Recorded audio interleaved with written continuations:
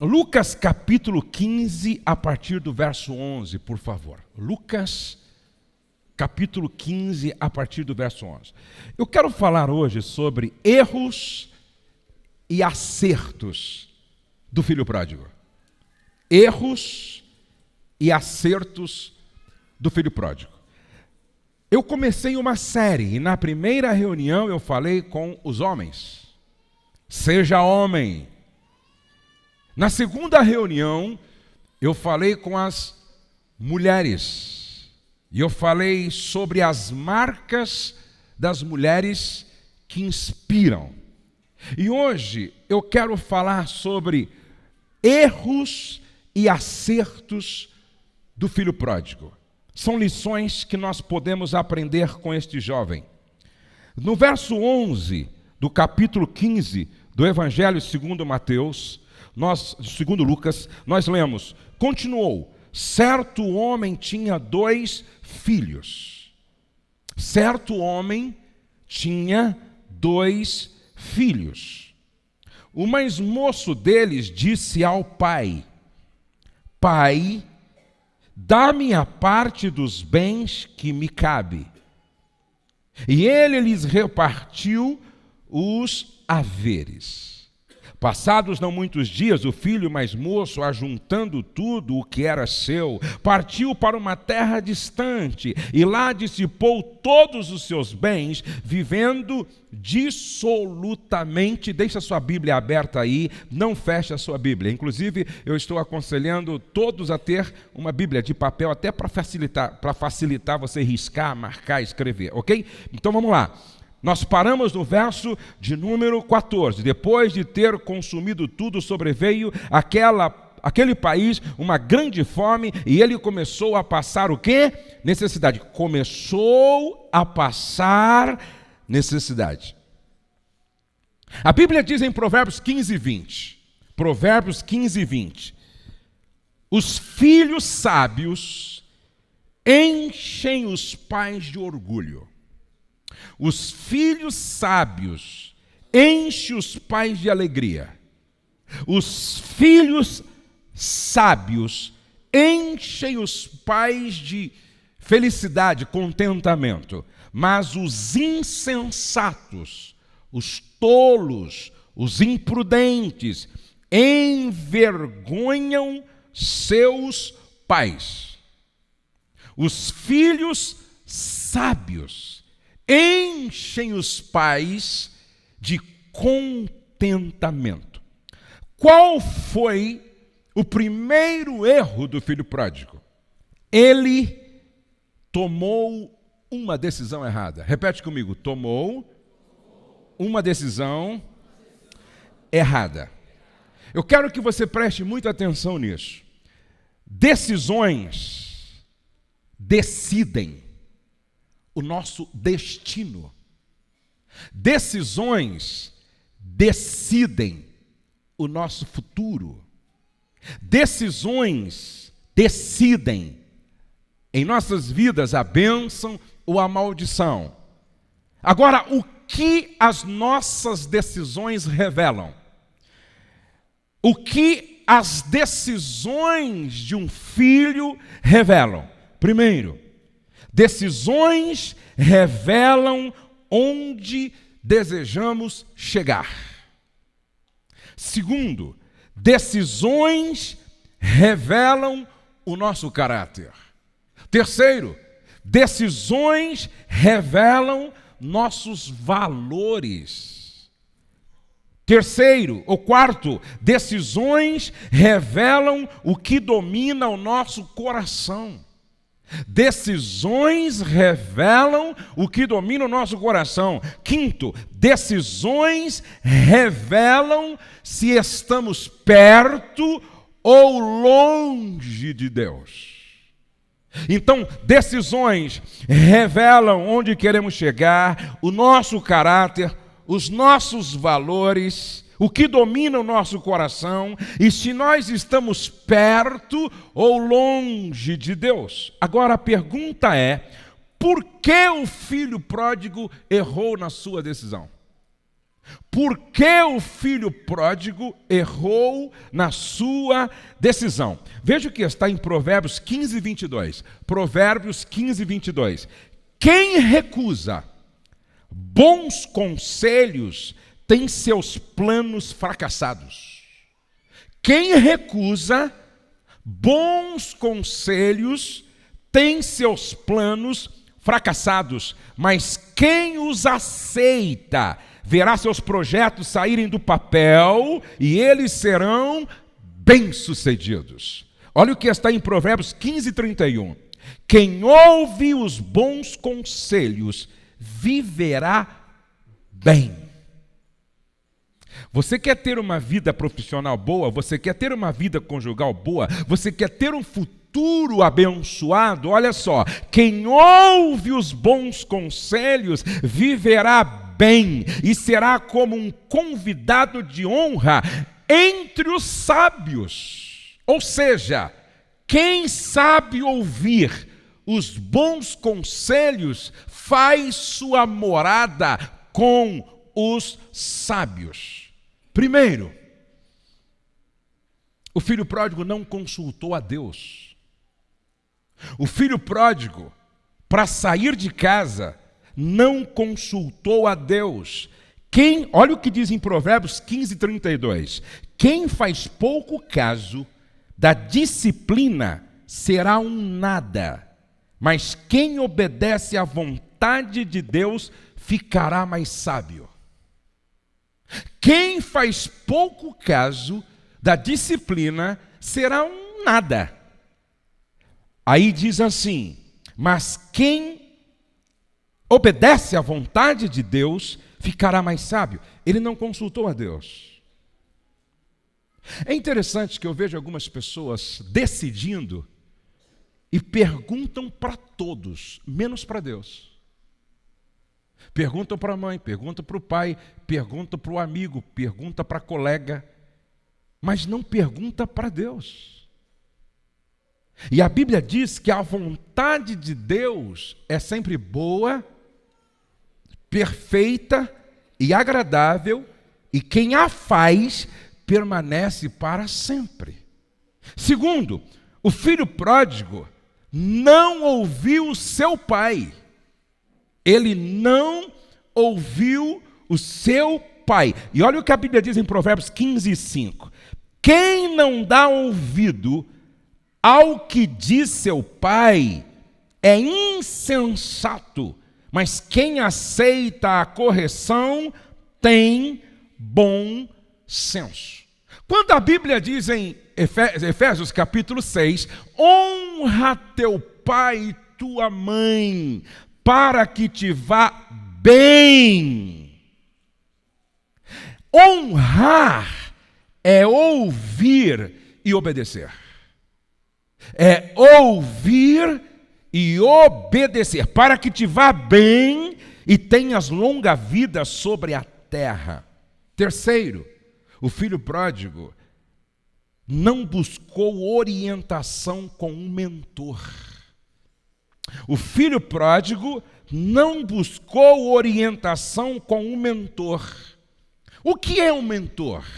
É alguém que já chegou aonde você quer chegar. Por exemplo, o Felipe. Felipe está aí? Não o Felipe, meu genro. Ah, o outro Felipe lá. Isso, é o Felipe loirinho lá.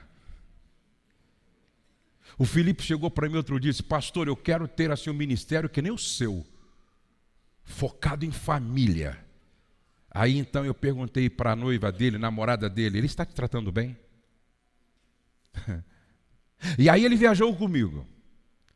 E aí ele ficou me perguntando tudo o que é necessário para ter um casamento interessante, uma família saudável, uma relação sustentável. Ou seja, ele está consultando o mentor que já chegou aonde ele quer chegar. A Damiana está aí? A Damiana, antes de começar a namorar, ela foi lá na minha sala, pastor, o senhor tem 10 minutos? Eu disse, pois não, Damiana. E ela disse, Olha, eu estou pensando assim. O que o senhor acha? O que o senhor me orienta? O que o senhor me diz? Como é que eu devo fazer? Preste atenção. Se o filho pródigo tivesse feito isso, ele não teria ido parar entre os porcos, valendo menos do que um suíno. Não. Sua história seria outra. E se os filhos fizessem isso, as decisões seriam mais acertadas. Preste atenção. Ele não consultou o mentor. Número 4, ele decidiu influenciado por pessoas erradas. Sabe por quê? Nenhuma decisão que tomamos é sem estar debaixo de uma influência. Vou repetir. Nenhuma decisão que tomamos é sem estar debaixo de uma influência. Pastor, mas eu tomei essa decisão e eu não fui influenciado por ninguém. Que filmes você assistiu? Quais são as novelas que você assistiu? Que tipo de música você ouviu? Músicas me influenciam nas minhas decisões. Filmes me influenciam nas minhas decisões. Novelas me influenciam nas minhas decisões. Preste atenção. Debates que eu ouço na televisão me influenciam nas minhas decisões. Por exemplo, a gente decide para quem votar assistindo horário político na televisão. A gente decide para quem votar ouvindo pessoas no cabeleireiro, no dentista, na antessala do consultório médico. Ou seja, nós estamos sendo influenciados. Agora, o problema é quando a gente decide debaixo de uma influência maléfica, maligna, porque estamos ouvindo pessoas erradas. Olha o que diz Salmo capítulo 1, verso 1. Bem-aventurado é aquele que não anda no conselho dos ímpios, não se detém no caminho dos pecadores, nem se assenta na roda dos escarnecedores. Eis a razão porque a Bíblia diz: as más companhias corrompem os bons costumes. Ouvi uma história de uma mulher que era fiel ao marido, uma mulher que era honesta, uma mulher que era uma boa esposa, mas ela frequentava um ambiente onde a maioria das mulheres traíam os maridos. Cada uma contava a sua história de aventura.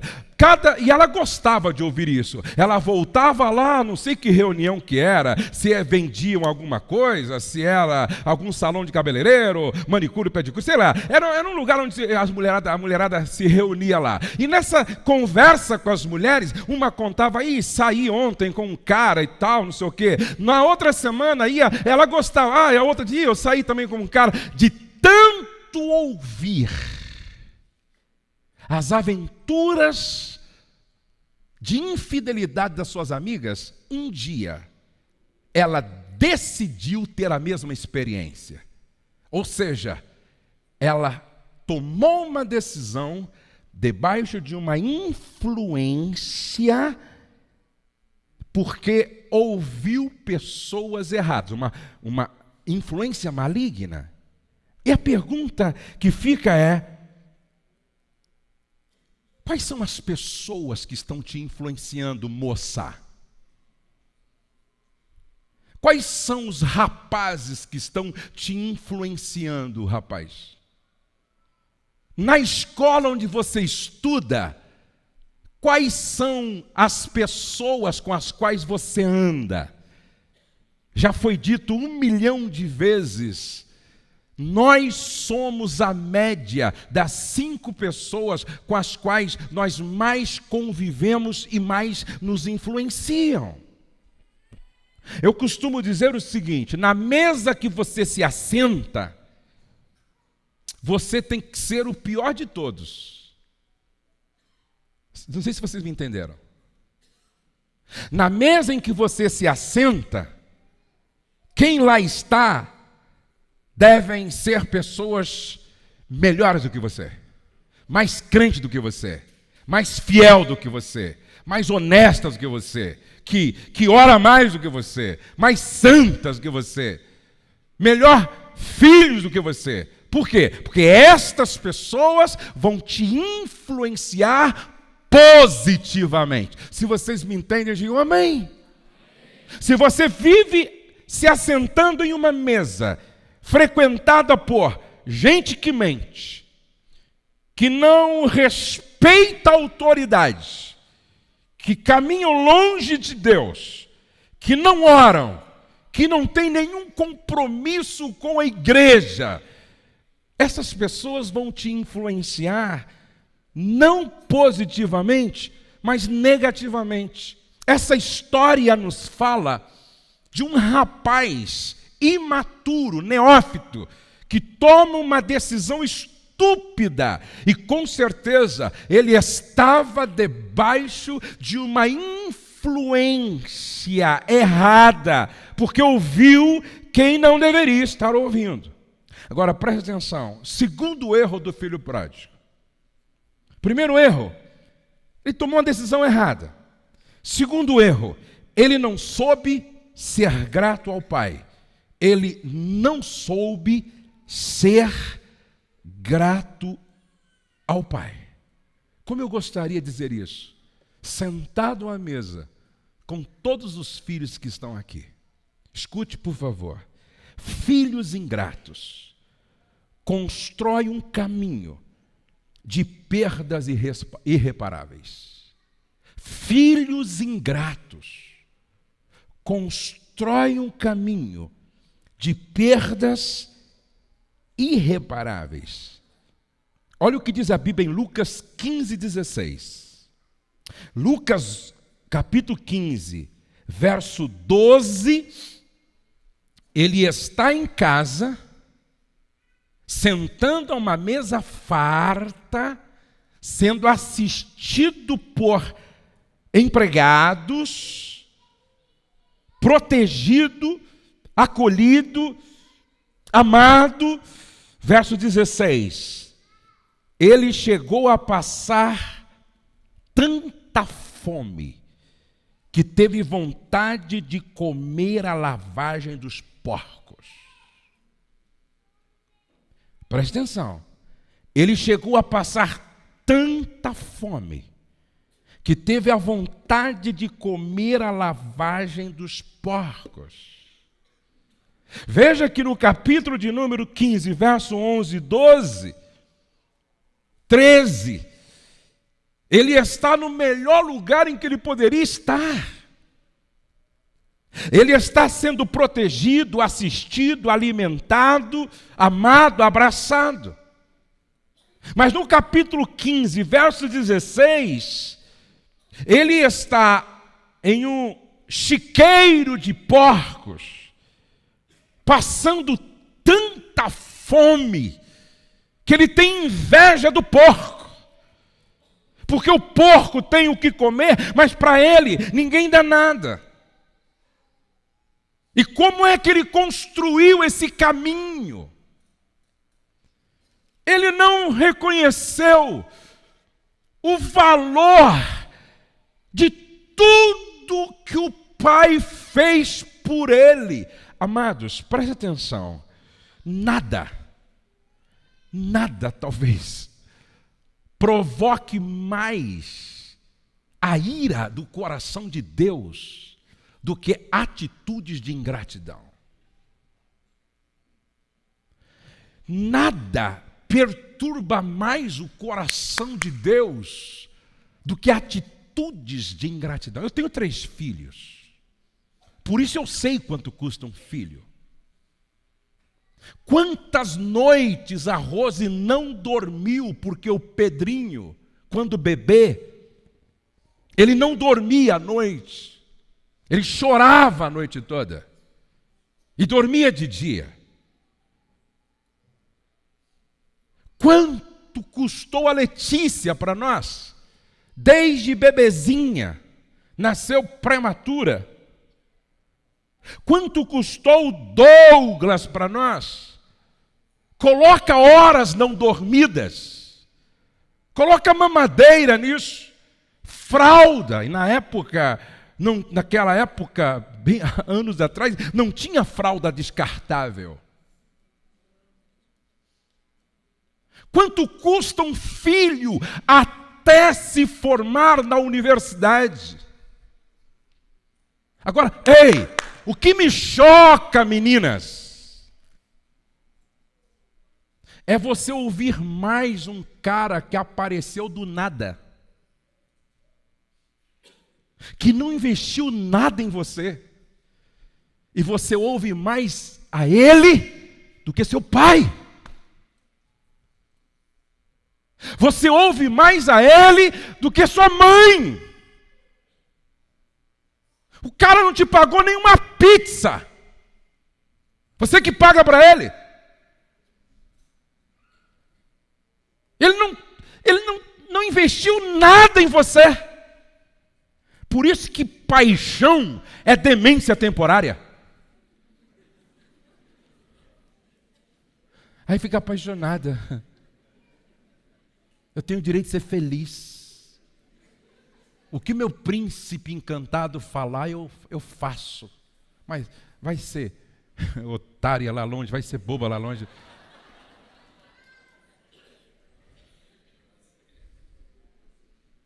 O que esse rapaz investiu em você? O que esse rapaz investiu em você? E o rapaz, mesma coisa. Tem rapaz que fica bobo. Odeio sua mãe, é verdade? Então não precisa ir mais lá em casa, não. Minha mãe é chata mesmo. E começa a ouvir essa doida.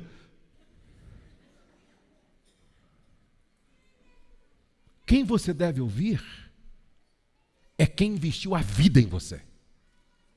Amém, queridos? Quem você deve dar ouvido é quem pagou um alto preço por você.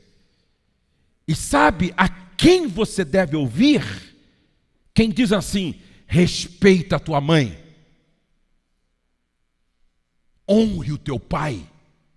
Menina, se você encontrar um cara que disser assim: respeita a tua mãe, honre o teu pai, abraça esse anjo e não deixa ele escapar.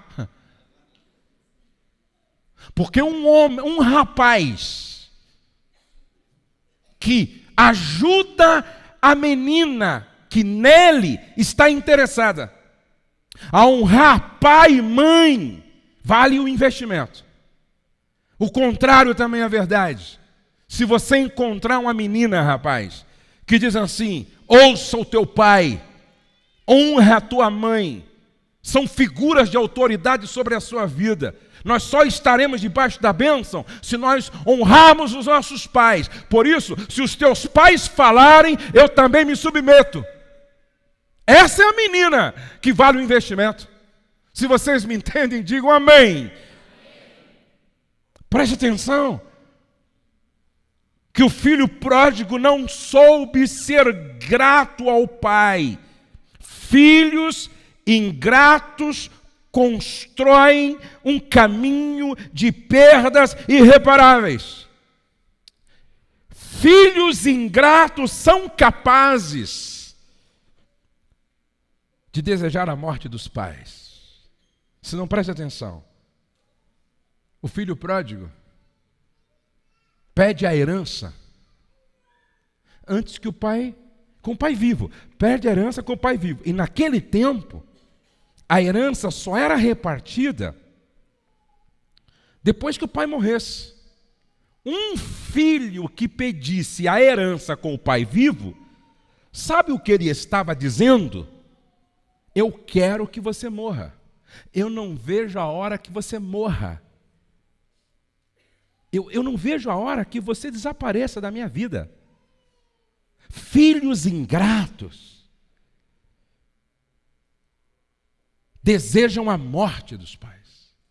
Segundo, filhos ingratos são capazes de abandonar os pais dando-lhes as costas.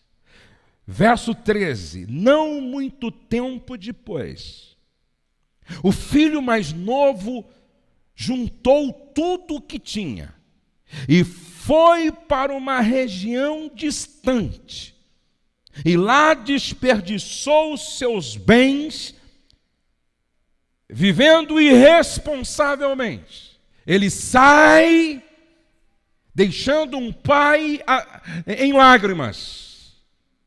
Ele sai, quem sabe, ouvindo o pai dizer: não sai, filho.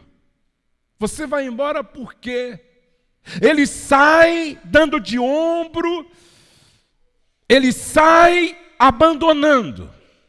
Filhos ingratos são capazes de abandonar os pais em nome de uma menina, abandonar os pais em nome de um rapaz, abandonar os pais em nome de um projeto que Deus não está nisso. Filhos ingratos são capazes de abandonar os pais. Filhos ingratos são capazes de matar os pais. No dia 31 de outubro de 2002, uma jovem chamada Suzane Richthofen, coisa assim, abriu a porta da mansão da família no Brooklyn, em São Paulo, para que os irmãos Cravinhos pudessem acessar a residência.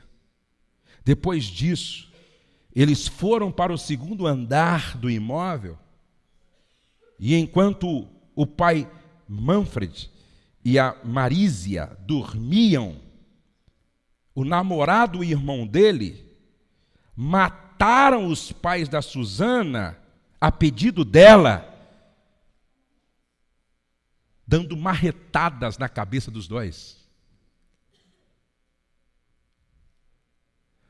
Filhos ingratos, se não tomarem cuidado, filhos ingratos, se esse sentimento se prolongar e se aprofundar, debaixo de uma influência de um namorado cheio de demônios, pode chegar ao absurdo, como fez essa menina, de matar os pais à marretada, pô. Número 3. Ele não soube dar valor a tudo o que tinha. Ele tinha um pai incrível, um pai sensível, um pai amoroso, um pai partilhador, um pai perdoador. Ele tinha uma fazenda. Lucas 12:15. Ele tinha uma boa casa para a qual voltar todos os dias. Lucas 15:25. Ele tinha empregados à sua disposição. Lucas 15:17. Ele tinha fartura. Lucas 15:17. Quando ele cai em si, lá no chiqueiro dos porcos, ele diz assim: quantos trabalhadores têm fartura de pão, e eu aqui morro de fome. Ele tinha acesso a boa música. Lucas 15:25. O que faltava para esse rapaz?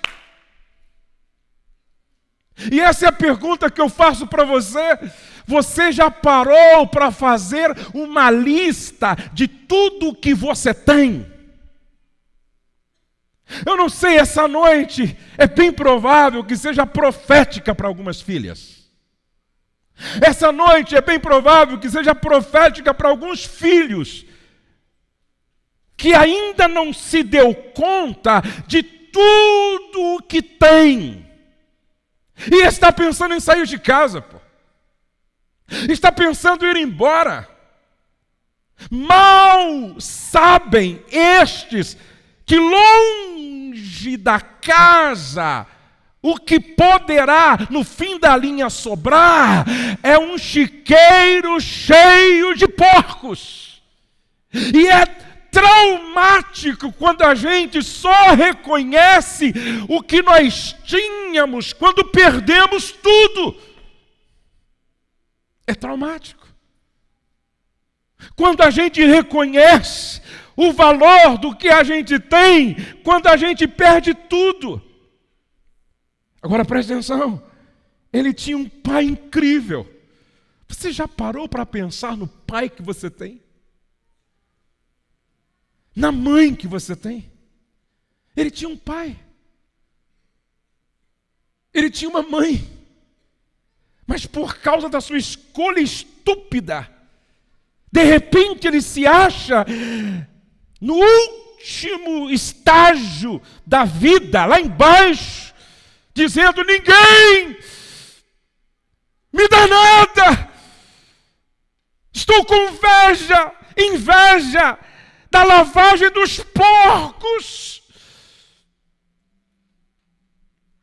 Presta atenção, ele tinha uma fazenda, agora está descalço,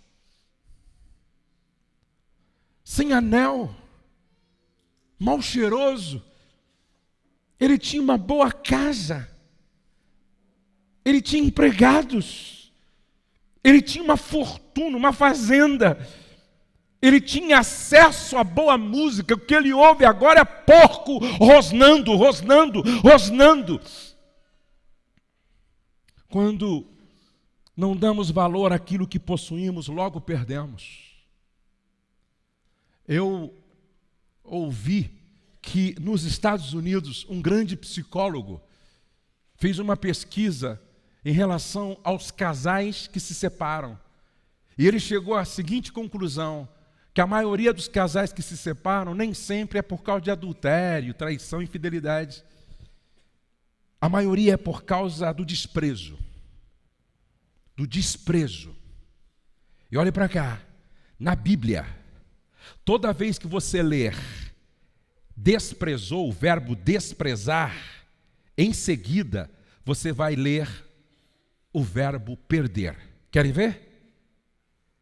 Esaú desprezou o seu direito de primogenitura, perdeu para Jacó.